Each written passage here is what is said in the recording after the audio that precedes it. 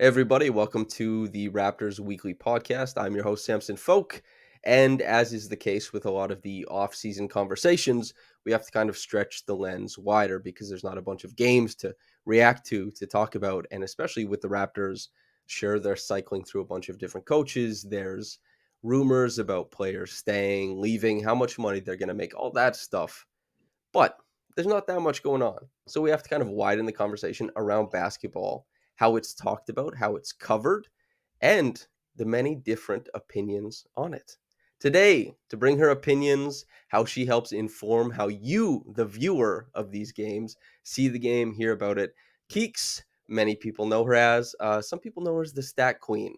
Very No, popular on no, Twitter. no If one, you if you no type one in knows me as that. Keeks on Google, I think Keeks Raptors will probably pop up as well because people are like, where are the good statistics? No. But she also plays a significant role in the broadcast. It's a team effort. Everybody makes one thing go to the next. The on screen talent, the stuff they say is informed by what they hear off screen. She works for TSN. She's part of it. We're here to have a conversation about stats, the context, the broadcast, all of it. How are you, Keeks? I'm good. How are you? I'm doing good. We had a super pleasant time yesterday. Well, actually, I haven't talked to you about your experience there, but we both played a part in the WNBA game. You more Yeah. directly, me just as a guy watching the game and then No. talking about, you know, what did you think of it though? It's like a sellout. It was amazing. There were so many people, like 20,000 people at a preseason basketball game that they were so loud too. History. It's when you first heard about it, were you very excited to think that maybe like you could not only because I felt cool being media there. Like I hmm told my mom and my mom was over the moon that I got to cover this game. And so I'm wondering to know that you were going to get to be a part of it in some capacity too. How was that? Yeah, it was an honor. I worked on the broadcast behind the scenes. We don't really get a lot of different basketball events like this, and for it to be the very first WNBA game in Canada, it's incredible. Any personal highlights as far as being part of it, being around it, anything like that? We had a really busy day yesterday, so I didn't get to walk outside a little bit and like see the crowd, but even just hearing it from the audience was insane. Like every time I couldn't hear anything to be honest because it was so loud in there. It was. And also there's something about crowds.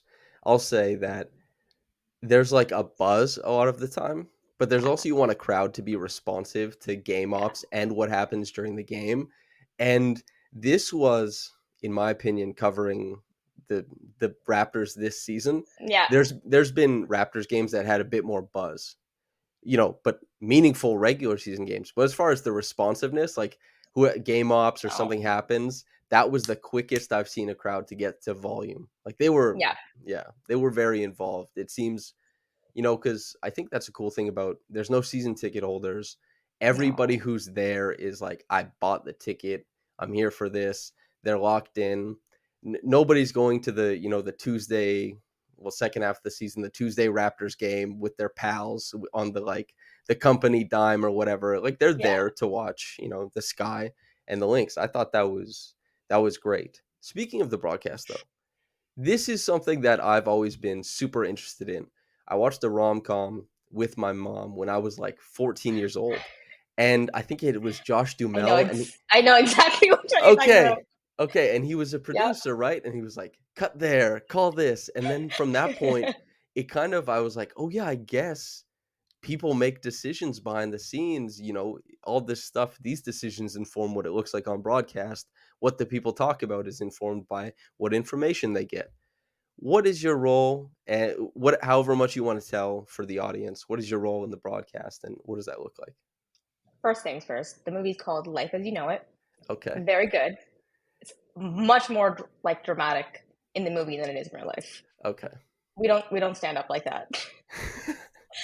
He's standing in the entire every scene. He's just standing up, and it's we like to be calm and kind of go from there. So I work for TSN doing. I'm an AD, so I do like a coordinate live productions, live broadcasts, and sometimes I do stats. on the Raptors show specifically. So with on most Raptors shows on TSN, I'm with Kate and Leo and everybody behind the scenes, helping them kind of tell the story and like tell the story of the game with like little statistical nuggets, fun facts. So I am not as good at this as you are. Nobody's asking me to be, but I'm definitely not. But, every single journalist, every person who's on Twitter, they rush to find statistics, contextualize them. What is the mad dash like when somebody's talking live on air and you're like, ooh, this would be good to pull. This would be interesting.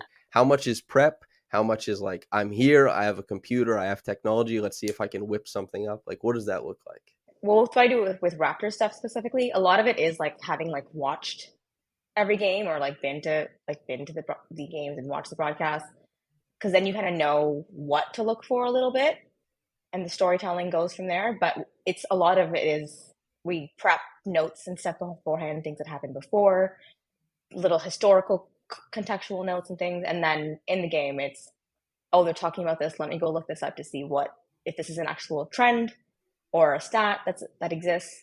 What database do you use? This is kind of what I really want to I know. am a stat head. Stathead. Okay. Stat head. Sorry to stat news. I cannot. It's not a thing. Hmm.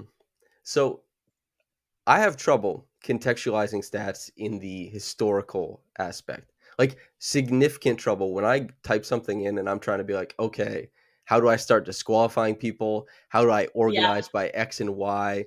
The historical stuff, I have no idea how you put everything into the context that you do. It's like this on this day with these qualifiers. Like, is that a toggle on StatHead? How do you make that work? There are, so with StatHead and any, like NBA.com is also very good with, like, it's Hmm. free, so it's also good Yeah. with, with stats and qualifiers. But the best way is to not have as many qualifiers. The second you see a stat and it's like five different qualifiers, you know it means absolutely nothing. It's the Thaddeus Young. The The stat is, 13 yeah, points, 5 yeah. boards, 2 assists, 1 steal, 1 block, something like that. Yeah. Yeah, it's my favorite stat in the world because it's absolute bullshit. So whatever you can really make technically you can make a stat like connect to anything, Yeah. which is a little weird, but you just have to think of the context that matters.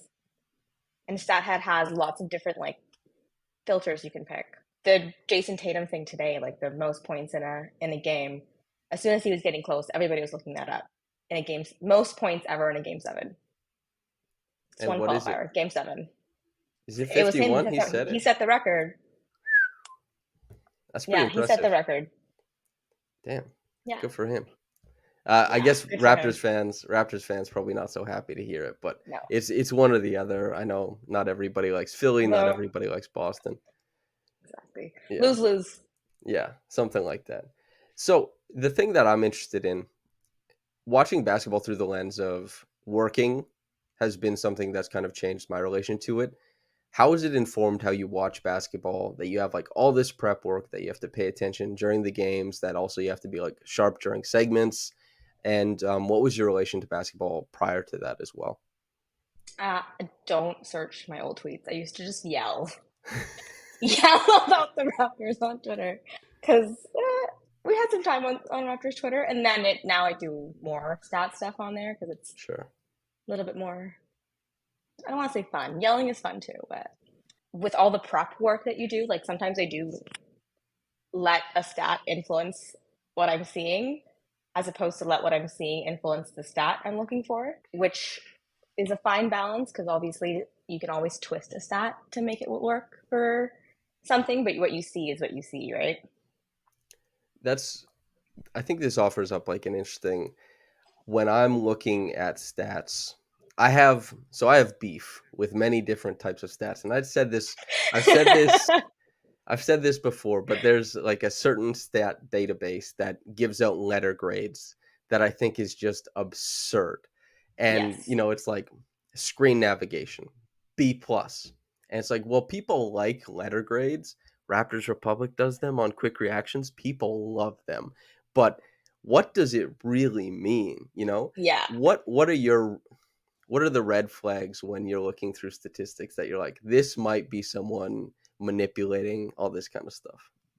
Uh, a lot of stuff can be so. My thing, at least on Twitter, is I don't like to really put an opinion on things. Hmm. I will just tweet out the stat, and however you interpret it is how you interpret it.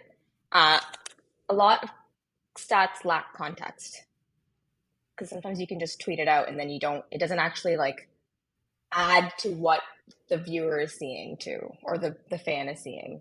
There's a lot of stats that don't actually mean anything, or there's not enough like time. Like you can't use offensive rating in a two game span means nothing to me.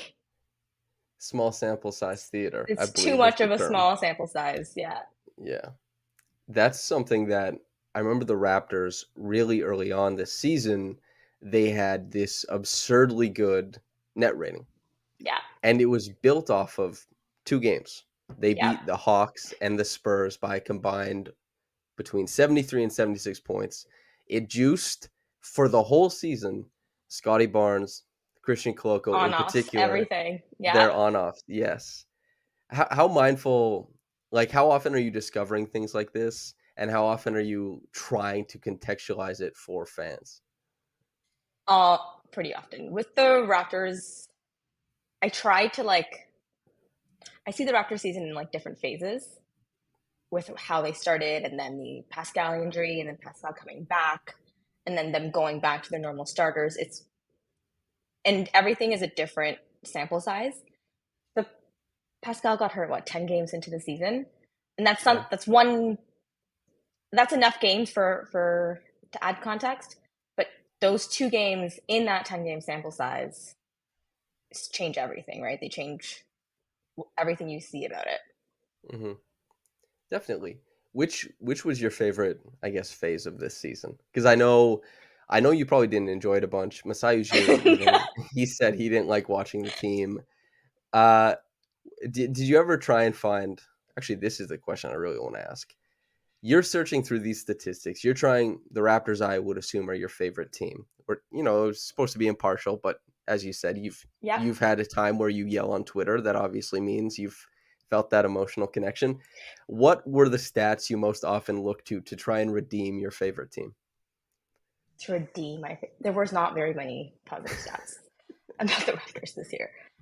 When I can't find a good team specific stat because they all suck, player specific, like little player positives made me Hmm. feel better as a fan.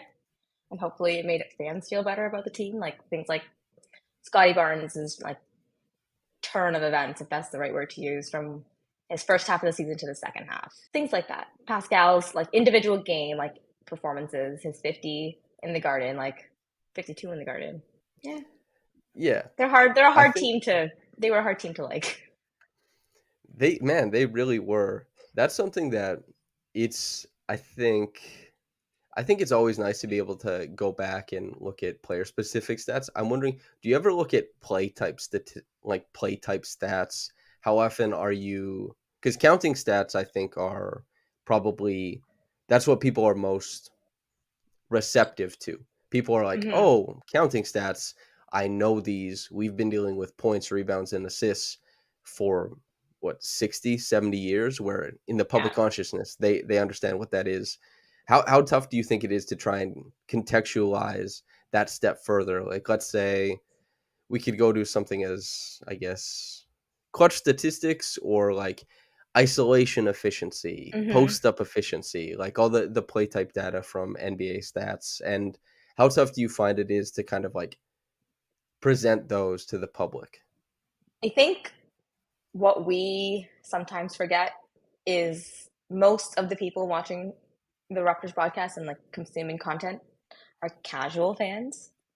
Yes. Majority of the fans are not watching every single game like we are.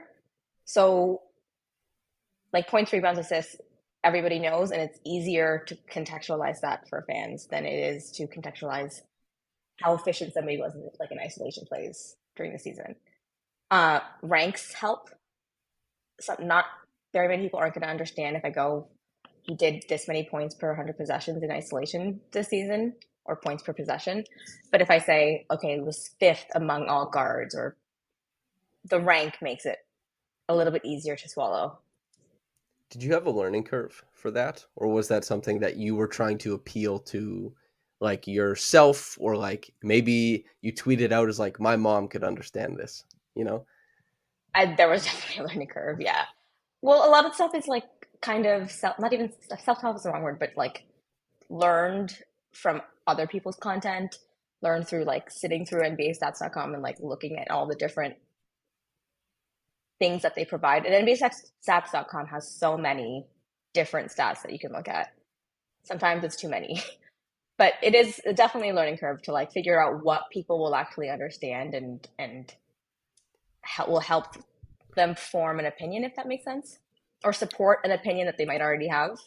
That is so this is something I really like paying attention to, especially since Lewis this year did since he has like second spectrum access, right? Which Mm-hmm. is second spectrum is the golden goose. That is where Yes. you can pull anything from there. Yeah. Like people think Synergy has a lot, second spectrum is a whole other level. So much.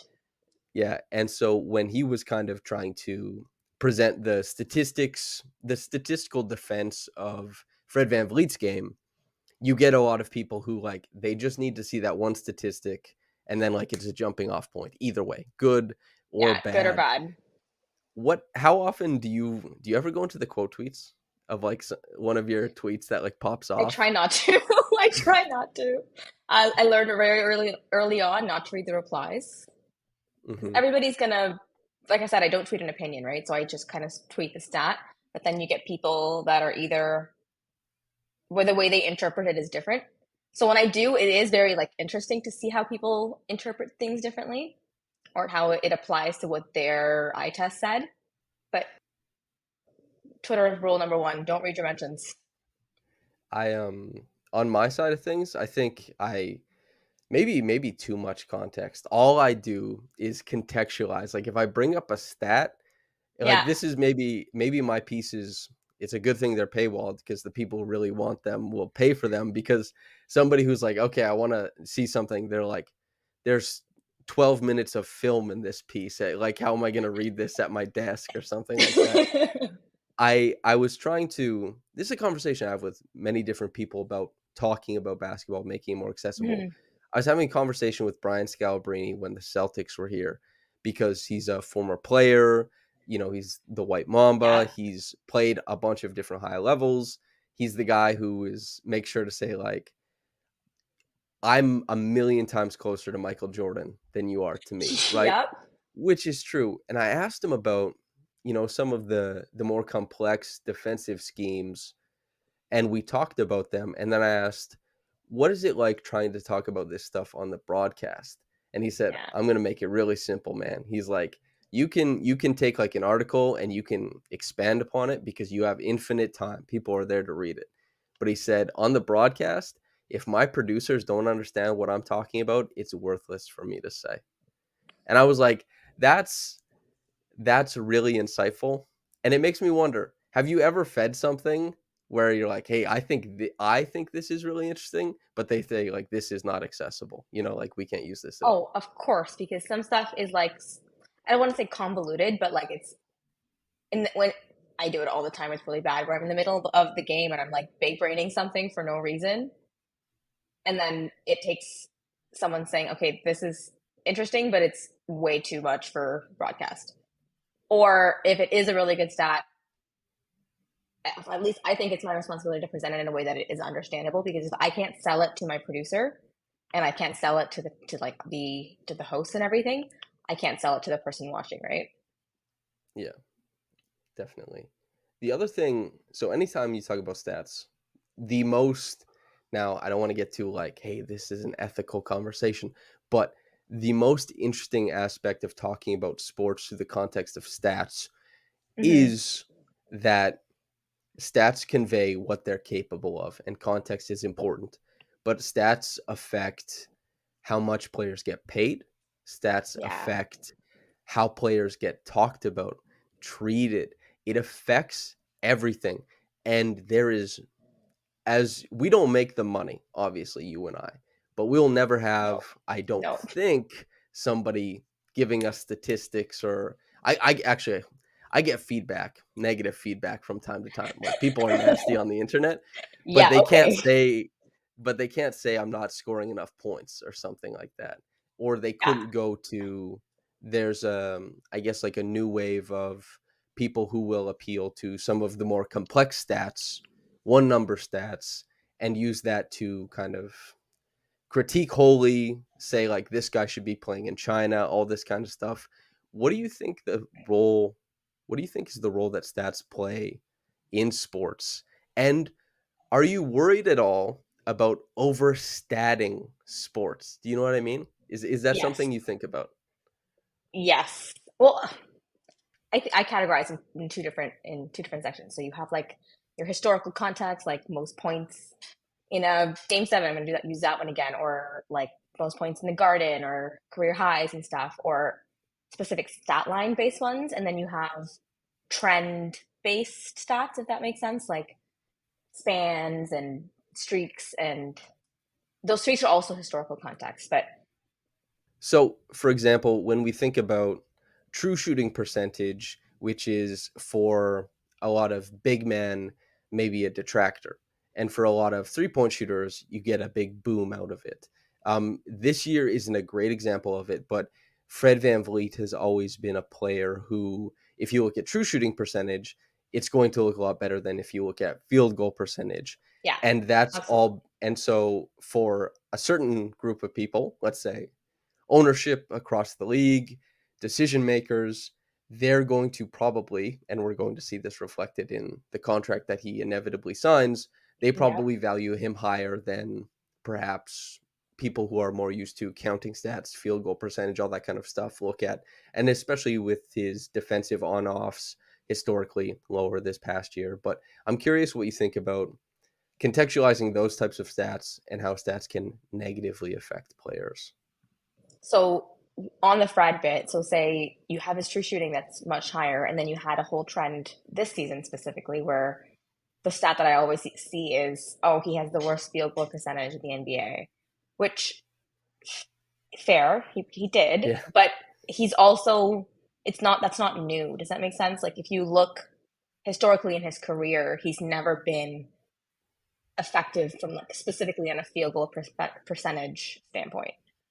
It's just one little, not little, but it's a small part that you, if you ignore the career progression for him, even when he was, not that he's not a positive impact player, but when he was looked upon better than he was this year, it was the same, pretty close in terms Yeah. of rankings, right? Like you can't use one to say one thing and then say that when it happened before it meant something different. The thing that I like to bring up the most is that when stats inform play. And so I think it's kind of been put to bed with Jokic, but Jokic was Yeah. talked about in the regular season as a guy who he's only chasing efficiency. He can't do volume. So if things get sticky or the offense bogs down, he won't lift you over the top. He's certainly done that in the playoffs. In Yep. baseball, Trevor Plouffe, a former player, has talked about how he would play closer to the line at third base because it meant that you allow less doubles, you allow more Mm-hmm. singles, but doubles down the line had a higher hit on a third baseman's defensive war than like singles did. So he Yeah. was playing for war because he knew in contract negotiations, he knew in That number. arbitration that war is going to be brought up. And players, we've seen them play for points. We've seen Mm-hmm. guys do rebounds. We've seen assist hunters to some degree.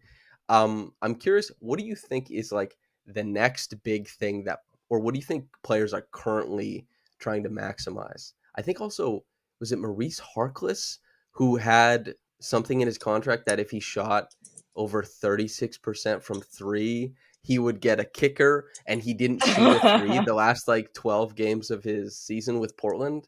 I'm pretty I sure don't. that's a correct example, but yeah, I'm curious what you think like is the stat that carries the most weight currently. Right now, I still think it's efficiency, like shooting percentage for a little, for the most part, for most players, because a lot of teams, what's the right word to say it? Like they don't, if you can't like maximize the amount of opportunities you get on the floor, they don't give it to you again, especially if you're like a role player and then for your next deal, right? That's why you see a lot of players don't heave at the end of the end of quarters or anything still. Like it's been that for a little while and it will continue to be that for a little while, especially if that's your role, like to be a shooter. Shooters are hard. A lot of teams in the playoffs right now are not shooting very well. It's a trend I have noticed, at least lots of like sub 40% shooting games from teams. And what changes is when the shot making happens later on in the game, right? Even Jason Tatum, 1 for 13 in the first 3 quarters of game 6. And then he went 4 for 8, which 50% is still good. But he went off in the fourth quarter, and that is what changed, like the best 5-21 game probably. That was my high school physical education teacher used to always say when he was teaching us basketball that like if you shoot 50%, you can play in the NBA. Not now, of course, we'd play and if somebody shot 50%, they weren't saying like I'm ready, league me. Yeah. But we've seen it go from, you know, high 40s, low 50s to LeBron has those seasons where he's hanging around like 57%. KD as far as like field goal, true shooting percentage, Jokic, right? Even Embiid, right? Like if you go to true shooting percentage, just his field goal percentage isn't that high, but you go But to the it's true true shooting shooting percentage is. because the free throw, the efficiency just keeps like going up and up and up. You see guys like Colin Sexton, who the 1 year gives you what 24 and 5, 24 points per game is nothing to sneeze at, and he becomes an afterthought in Cleveland. Bradley Beal Yeah. is the first 30-point per game scorer not to make All NBA. Pascal Mm-hmm. is the first 24, 8, and 5 guy to Yeah. be not All NBA. It's just that like stats are inflating, and that's fine. Like objectively, they are because there's more points being scored, there's more stats to go around, Yeah. and so the efficiency in that inflation has become like more and more important because if something's easier to get, it's more Yeah. important to be efficient in it than like if you're scoring 80 points a game and a guy, shoots like 42% but scores like 28 points per game. You're like, everyone else isn't shooting good either, so this is fine. Like we're only Exactly. scoring 80 points. Yeah. It's I do wonder how statistics are viewed at the front office level. That's one thing I Yeah. die to know. I've never taken any time with Bobby to be like, when you see him around or you're having a conversation or anything, be like, hey, what stat do you guys like best? Tell me. Like I want What's to your know. favorite stat? And then they say wingspan or something. They're like, but Vision 6'9". yeah. Um, I'm curious, as far as like this season, seasons past, what do you look for? Because we talk about looking for the good things, but as far as hunting through statistics and trying to contextualize them, the Raptors were a tough watch this season. They didn't make the playoffs, but there's kind of like these rule of thumb statistics, right? Like the four factors. How much do those matter to you when you're poking around? Have you seen, because you notice trends across the league, you're paying attention to the NBA as a whole. What do you look for as far as you think it's a little bit more meaningful for a team to succeed at X or Y? So my favorite stat probably is assists. My scored or assisted on, I will tweet all the time because it's one of my favorite little nuggets. Because it shows a player's impact across, and it also means it shows how the offense is flowing too a little bit. The Raptors were not a very good assist team this year. They haven't been in a little bit. But you have like Pascal, especially early on in the season, was because he really influenced what the Raptors were doing offensively. They called him an offensive end, but that kind of died down a little bit later on in the season. But probably how the offense is structured and how the ball movement makes sense, if that makes sense. I'm not really can't find the right words here. That's okay. Do you like secondary assists too then? Is that something you like kind of poking around on? No, I stick with the primary assist. The secondary assist stats sometimes, even matchup stats and stuff, it's a little finicky because then I'll see something and then I'll actually go watch it. I'm like, oh, that's not exactly what happened. So the easier to track ones are better to contextualize for sure.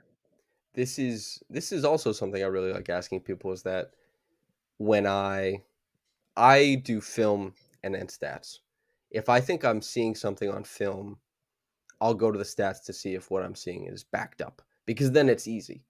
Yep. Then, and then if like say like when I was watching all of Coloco's pick and roll possessions and I was thinking like, man, he's getting cooked in drop. And then I was glad to see, well, not glad to see. I wish it would have been really good, but I wish it's it was too bad better. that it wasn't.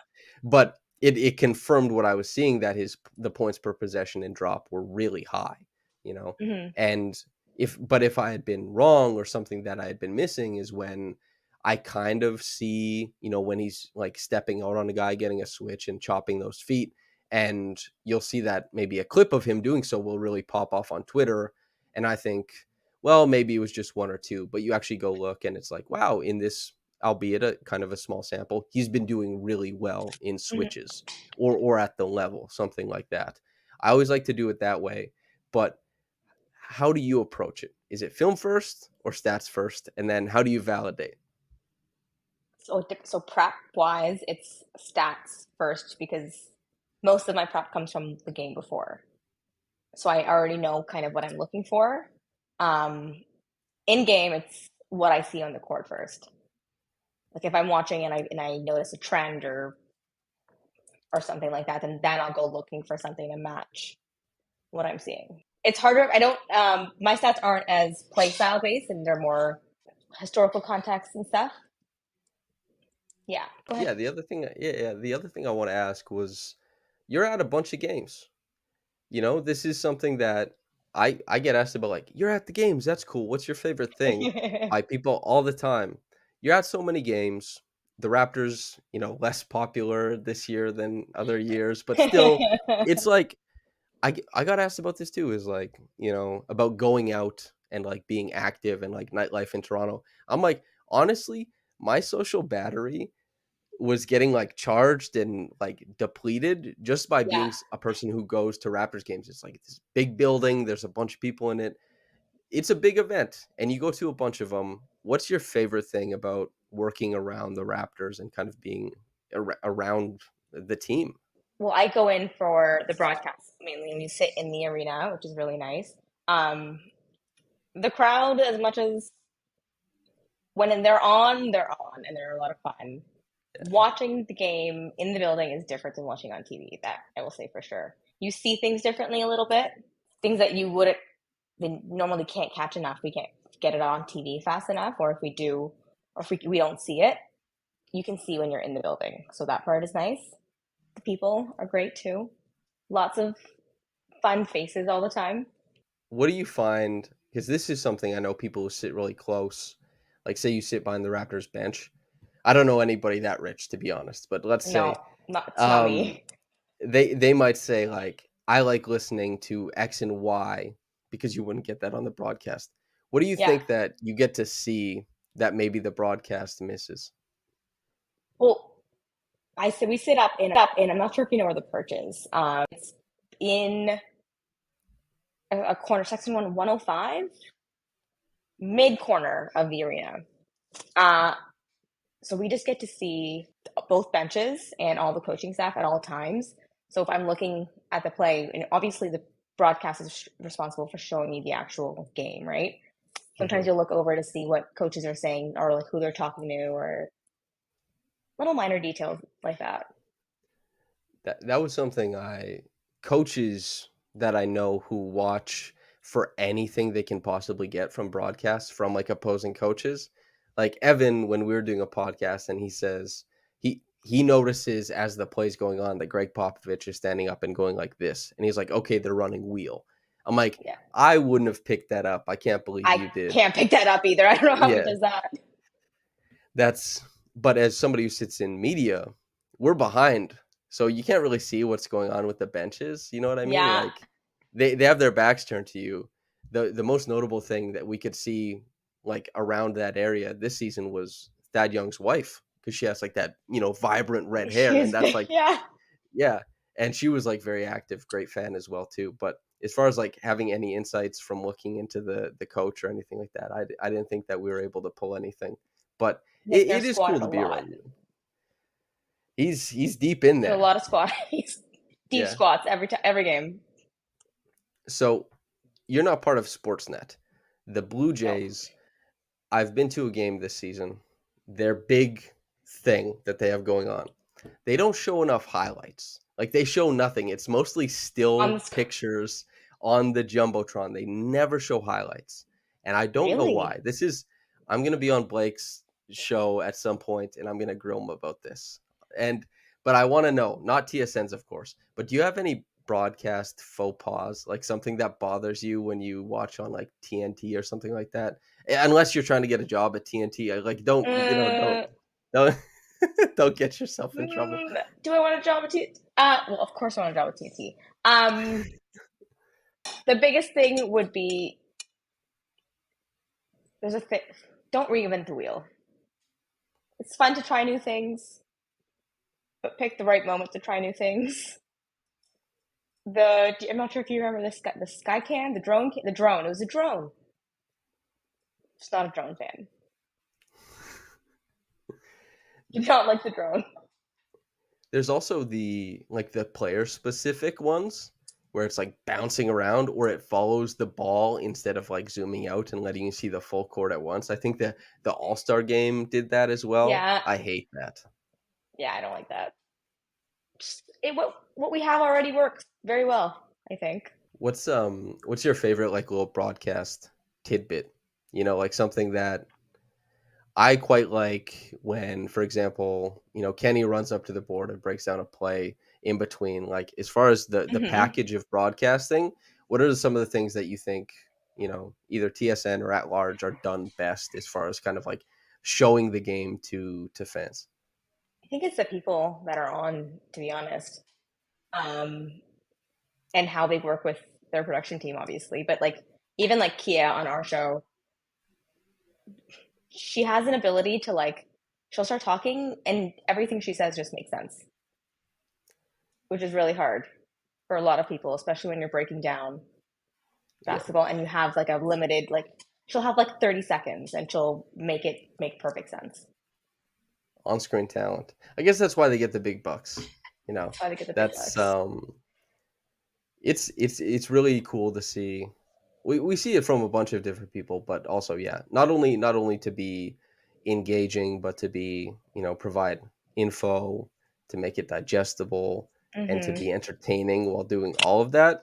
It's a really rare type of skill, and it's not one that I think is natural to humanity because now it seems like even this, right? Like this is for Yes. consumption. This You is and I not natural talking, to me. sure. And so like a bunch of different type of labor, like I before doing this I was doing like carpentry, right? And carpentry makes sense. It's like this, you're building things for utility, but as far as talking for consumption and trying to make it a little bit more like juicy or a little bit more funny or entertaining or something, it's like, Yeah, could you imagine in like the 1800s there's like two people who got to do that in the world and they were very crazy. popular or something like that, but now everybody talks for consumption, and I think it Yeah, ups the ante, you know? it Maybe in a really bad does. way. Maybe So you give everybody a voice, little good and bad. I'm sure there's people who listen to this podcast who are like, "This guy shouldn't," you know? And No, probably correct, to be quite honest, if we were going by, like, a meritocracy or whatever. I'm But I'm that's gonna stick to my tweets going forward. that's so true, though. That is, like on-screen talent is something that no wonder they pay so much for it when somebody's really good because Yeah, it's really tough to make it work. And Kia, just to be able to like jump into it, like she was so good from the start. That's man. from the very beginning. Yeah. Some people have it all, I guess I would say. Yeah. Yep. Is there any parting shots you'd like to give to the viewers about the Raptors as a whole, basketball as a whole, statistics contextualized in basketball, anything like that, yourself even? Uh, I'm very sorry about the Raptors season. Don't go digging for any more bad stats. You will be disappointed. There are so many more. It's anytime I've looked, nothing like comes back. Because this was something that even the positive stuff I wrote about earlier this season was that like their net rating was fake and Yes. contrived, and it was like this isn't that fun to write about, but it's the truth. Yeah. And the only thing that I would say is fun to dig into is probably like Jakob Pertl's on offs, and then everything else. Everything else was bad. Ooh, I actually, tried. this is something I want to ask you. Okay. Jakob Pertl, Fred VanVleet, Gary Trent Jr. Do you have a preference in how those three guys unfold as far as their relationship to the Raptors? Jakob, Fred, Gary is the order I would go. I probably personally would not re-sign Gary, but we'll. Yeah. Are you thinking that like a sign and trade, or are you thinking just he's hitting the If there streets? is a sign and trade that is available, oh, 100%. But I don't think there will be a sign and trade available. You know, the fellas up top, Masai and Bobby, they seem to They're pretty smart. they also seemed like they were commenting on it. Um, I don't remember exactly when, but they seemed to think that there would be stuff available. I don't think there's stuff available. No. That's that's a really interesting aspect of the job is like you have to comment for consumption and people are going to be upset or happy based on how you comment, but also your Yep. comments are going to inform the negotiations you have going forward. And that is just like I don't know how you toe the line. That's difficult. You well, even everything, I guess. Even fans notice everything. Yeah, like something that everybody noticed was they never put Gary in the core conversation. Not I think that once. says not once. They talk about the core a lot too. I think that says Probably going to everything be you a need to different know. core in not too long. Yes. Yeah. Yes. Hopefully. I guess we'll Tried see. to I tried to do a season review thread of Raptor stats. Most of them were bad, so I didn't do it. Really? Which was the one that kind of like put you over the edge? Um, just the compilation. I think the shooting was really bad. Shooting was historically bad. Like, Can I tell you something? I last season they had such a bad mm, shooting game that I wanted to go back and look at like some of the worst shooting games of all time. It took me back to 1954, I think, and I wrote a piece oh my, about that. And you know, and I was scouring through, going through newspaper clippings, all that kind of stuff, not the online newspaper clippings, trying to figure out what was happening at that point in time. And after I wrote it, I was like, this is a good piece. I like the reference back to 1954, put it away. And I thought, I probably won't have to write that again. And then the Raptors had about 7 of those games this past yes, season. It was absurd. yeah, it was very bad for long stretches of time. And then the free throw shooting, just shooting from everywhere. It's it breaks my heart to say that shot making is really important in the NBA. I wish it wasn't. Boy, would it be I cool wish if it it wasn't. wasn't. Yeah, I wish it wasn't. Um, yeah. Keeks, thank you very much for coming on, Thank you. giving the viewers and the listeners a little bit of an inside look at their broadcast, how it's formed. Make sure to what is your at? I'll put it on screen. That's fine. Okay. And for the listeners, just type in Keeks Raptors. I guarantee it comes up. Not She's pretty it does not popular. come up. It's not a I thing. think it will. I think it will. And if anybody's listening and wants to give the feedback, tweet at either one of us and say it came up, and we'll Not see gonna. what's happening with that. It's not a thing. But if you're wanting to follow her on Twitter, as far as putting out stats that are interesting to accompany games and to kind of highlight trends that have been happening to the team over the course of the season, over the course of the past few seasons, and player specific stuff, there's nobody better. She is doing it the most often, and she's got her finger on the pulse of the fan base, so she knows what people want to hear about. Keeks, thank you so much for coming on. Thank It's you. Thank been a you. blast. Okay. Thank you to everybody for listening. And whether you got into this in the morning or at night, have a blessed day and goodbye.